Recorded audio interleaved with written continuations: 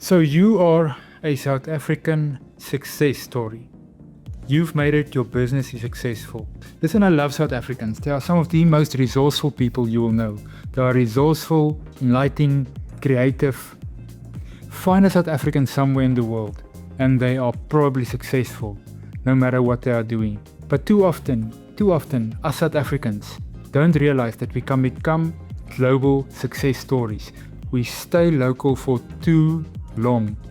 When is it your chance to shine, to take what you've done to the global stage?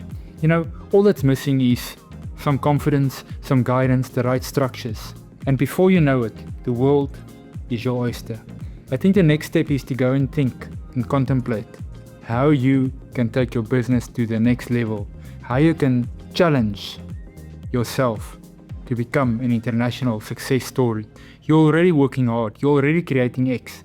Why not create 10X with the same effort?